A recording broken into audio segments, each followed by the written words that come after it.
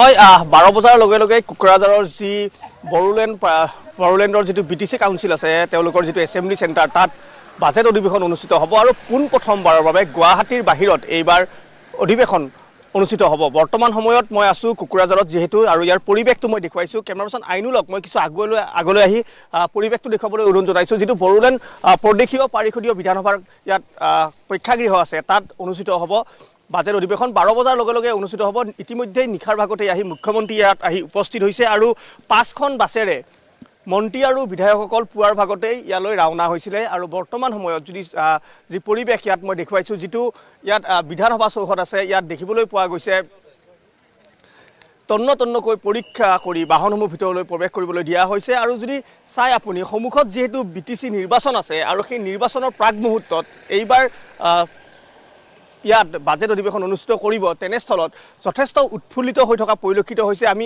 MCLA সকল আছে যিসকল EM আছে আমি তেওঁলোকৰ লগত কথা পাতিছিলোঁ তেওঁলোকো কিন্তু যথেষ্ট উৎফুল্লিত কিয়নো এইবাৰ যেহেতু প্ৰথমবাৰৰ বাবে ইয়াত বাজেট অধিৱেশন অনুষ্ঠিত হৈছে তেনেস্থলত তেওঁলোক যথেষ্ট উৎফুল্লিত। বিশেষকৈ যদি আপুনি চাই যিসকল মন্ত্ৰী আহিব প্ৰতিগৰাকী মন্ত্ৰীক লগত একোজনকৈ EMক দায়িত্ব দিয়া হৈছে। এয়া হৈছে বড়োলেণ্ড প্ৰদেশীয় পৰিষদীয় যি বিধানসভাৰ চৌহদ এই বিধানসভাৰ চৌহদ ইয়াত মই দেখুৱাইছোঁ সন্মুখত উপেন্দ্ৰনাথ বৰ্মাৰ প্ৰতিমূৰ্তি আৰু ইয়াত মুখ্যমন্ত্ৰী ৰাজ্যপাল সকলোৱে আজি আহি ইয়াত এই প্ৰতিমূৰ্তিত তেওঁলোকে প্ৰথমতেই শ্ৰদ্ধাঞ্জলি জ্ঞাপন কৰিব। তাৰ পাছতে তেওঁলোকে বিধানসভাৰ যি চৌহদ আছে তাত তেওঁলোকে প্ৰৱেশ কৰিব। কিন্তু বৰ্তমান সময়ত যদি আপুনি চাই বিটিসি যি প্ৰশাসন এই প্ৰশাসন যথেষ্ট ব্যস্ত হৈ আছে কিয়নো তেওঁলোকে কিছু সময় পাছতেই যিহেতু মন্ত্ৰী বিধায়কৰ দল আহি ইয়াত উপস্থিত হ'ব আৰু ৰাজ্যপাল আৰু মুখ্যমন্ত্ৰী নিখাৰ ভাগতে যেহেতু ইয়াত আহি উপস্থিত হৈছিল আইনুলক কিছু আগুৱাই আহিবলৈ অনুৰোধ জনাইছোঁ। মই ভিতৰৰ পৰিৱেশ দেখুৱাবলৈ চেষ্টা কৰিম। ইতিমধ্যেই ইয়াত দেখিবলৈ পোৱা গৈছে যিসকল মই দেখুৱাইছোঁ দৃশ্য দেখুৱাবলৈ অনুৰোধ জনাইছোঁ। বিধানসভাৰ অধ্যক্ষ ইয়াত আহি উপস্থিত হৈছে। আমি যদি সম্ভৱ হয় কিছু ভিতৰলৈ যাম আৰু তেওঁৰ মতামত ল'বলৈ চেষ্টা কৰিম। কিন্তু বৰ্তমান সময়ত যিসকল মন্ত্ৰী বিধায়ক ইয়াত আহিব সকলোকে কিন্তু আদৰিবলৈ বিটিসিবাসী ৰখি আছে, বিটিসি প্ৰশাসন ৰখি আছে। নিখাৰ ভাগতেই যিহেতু মুখ্যমন্ত্ৰী আহিছে তেওঁ আন কেইবাটাও কাৰ্যসূচী ইয়াত লৈছিলে। তেওঁ দলীয় কৰ্মীসকলৰ লগত বা UPPLৰ যিসকল নেতা আছে তেওঁলোকেও কিন্তু মুখ্যমন্ত্ৰীক সাক্ষাৎ কৰা পৰিলক্ষিত হৈছিল। বৰ্তমান সময়ত এয়া হৈছে বড়োলেণ্ড যি প্ৰদেশীয় পাৰিষদীয় বিধানসভা চৌহদ এই বিধানসভা চৌহদত বৰ্তমান সময়ত এনেদৰেই দেখিবলৈ পোৱা গৈছে বিটিসি প্ৰশাসন ব্যস্ত হৈ আছে। কিছু সময় পাছতেই যিহেতু মন্ত্ৰী আৰু বিধায়কসকল আহি ইয়াত উপস্থিত হ'ব। মই দৃশ্য দেখুৱাইছোঁ বৰ্তমান সময়ত বিধানসভাৰ অধ্যক্ষ বিশ্বজিৎ দৈমাৰী ইয়াত আহি উপস্থিত হৈছে। তেওঁ আদৰিবলৈ অপেক্ষা কৰি আছে সেই দৃশ্য মই দেখুৱাইছোঁ। এয়া হৈছে তেওঁৰ লগত আছে কেইবাজনো EM তেওঁৰ লগত আছে। বৰ্তমান সময়ত সকলো সাজু 12 বজাৰ লগে লগে যিহেতু বাজেট অধিৱেশন অনুষ্ঠিত হ'ব আৰু ৰাজ্যপালৰ ভাষণৰ পাছতেই যিহেতু আৰম্ভণি হ'ব বিধানসভাৰ এই অধিৱেশন আৰু বৰ্তমান সময়ত মই দেখুৱাইছোঁ এয়া বিশ্বজিৎ দৈমাৰী আৰু মই তেওঁৰ লগত কথা পাতিবলৈ চেষ্টা কৰিম যিহেতু বৰ্তমান সময়ত তেওঁ আহি ইয়াত উপস্থিত হৈছে। প্ৰথমবাৰৰ বাবে এইবাৰ গুৱাহাটীৰ বাহিৰত বিধানসভা আৰু এইবাৰ কুকুৰাজাৰত অনুষ্ঠিত হৈছে 12 বজাৰ লগে লগে অনুষ্ঠিত হ'ব আৰু সকলোবোৰ আহি আছে। কি ক'বা?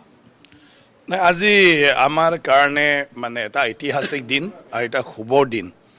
আজি আমাৰ অসমৰ মুখ্যমন্ত্ৰী ডক্টৰ হিমন্ত বিশ্ব শৰ্মা ডাঙৰীয়াই প্ৰথম এইটো ছাজেশ্যন দিলে যে বিধানসভা আমি বড়োলেণ্ডতো পাতিব লাগে আৰু সেই হিচাপে সিদ্ধান্ত হৈ গ'ল আৰু গভৰ্ণৰ ডাঙৰীয়াই চামন কৰিলে আৰু আজি ইয়াত সবে একত্ৰিত হ'ব আৰু প্ৰথম বাজেট সেশ্যন য'ত গভৰ্ণৰ ডাঙৰীয়াৰ ভাষণো আছে তো সেইটো আজি কোকৰাঝাৰৰ বিধানসভা কক্ষত মানে হ'ব মানে বিটিসিৰ বিধানসভা কক্ষত। জেনেৰেলি মানে কিছুমান ৰাজ্যত তেওঁলোকৰ বিধানসভা মানে দুইটা ঠাইত থাকে ক'ৰবাত মানে উইণ্টাৰত য'ত সুবিধা মানে কি কয় আপোনাৰ ঠাণ্ডাৰ দিনত এটাতো গৰম দিনত এতিয়া হিমাচলতো তেনেকুৱা আছে অন্য ৰাজ্যবিলাকতো তেনেকুৱা আছে কিন্তু আমাৰতো তেনেকুৱা যিহেতু আন্তঃগাঁথনি নাছিলে কিন্তু বিটিসিৰ এছেম্বলিত আমাৰ সেই আন্তঃগাঁথনিটো আছে কৰিব পাৰি তাৰ কাৰণে মুখ্যমন্ত্ৰী ডাঙৰীয়াই কৰিলে যে এইটো কৰিব পাৰে। তো সেই হিচাপে আজি কোকৰাঝাৰত হ'ল এয়া এটা ঐতিহাসিক আৰু ইয়াৰ মূল উদ্দেশ্যটো হ'ল কি আমাৰ সংসদীয় গণতন্ত্ৰ ব্যৱস্থাটো সবে জানিব লাগে। সেইকাৰণে সবতে আমাৰ মানে আজি বিধানসভাৰ যেটো কাৰ্যপ্ৰণালী সেইবোৰ প্ৰচাৰ হ'ব লাগে পাব্লিকে জানিব লাগে কাৰণ আমাৰ দেশখন পাব্লিকৰ দ্বাৰা পৰিচালিত। ইয়াত কোনো ৰজা মহাৰাজা নাই আৰু কোনো নেতাই নিজৰ মতে কৰিব নোৱাৰে ৰাইজৰ ৰায় মতে।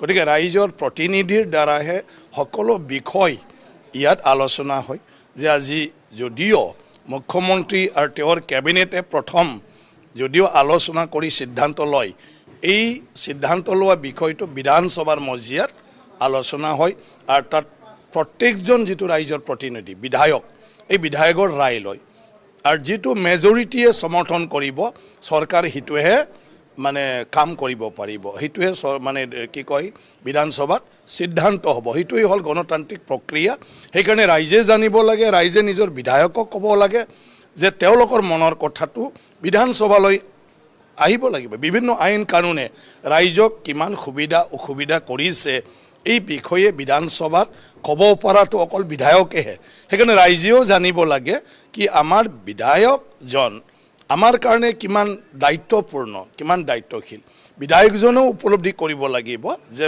মই ৰাইজৰ পৰা বিভিন্ন মানে কথাবিলাক আলোচনা কৰি পালে বুজ ল'ব লাগে যাহাতে বিধানসভাৰ মজিয়াত সেইটো মই উত্থাপন কৰিব পাৰোঁ আৰু চৰকাৰক দৃষ্টিগোচৰ কৰিব পাৰোঁ এটা চৰকাৰে অকল মিডিয়াৰ মাজেদি জানি থাকিলে নহ'ব মানে প্ৰকৃততে বিধায়কসকলৰ পৰা যিটো বিধানসভাত আলোচনাত জানিব হিটোহে আসল আৰু হিটোই বিধানসভাত ৰেকৰ্ড থাকিব আৰু 100 বছৰৰ পিছত আমাৰ ভৱিষ্যত প্ৰজন্মই ইয়াৰ পৰা জানিব যে অসম আজিৰ অসম কেনেকুৱা তেনেকুৱা ৰূপ ল'লে আজি আমি বিধানসভাত বহুত ছাত্ৰ ছাত্ৰীক আমাৰ লাইব্ৰেৰী ষ্টাডিৰ কাৰণে আমি ওপেন কৰি দিছোঁ আৰু আজি তেখেতসকলে ভাল পায় যে অসমৰ আৰম্ভণিৰ পৰা গোপীনাথ বৰদলৈ ডাঙৰীয়া ভীমবৰ দেউৰী ডাঙৰীয়া ৰূপনাথ ব্ৰহ্ম ডাঙৰীয়া তেখেতসকলে কেনেকুৱাকৈ সেই অসমখন তেতিয়াৰ পৰাই কিছু পৰিকল্পনাৰ আধাৰত এই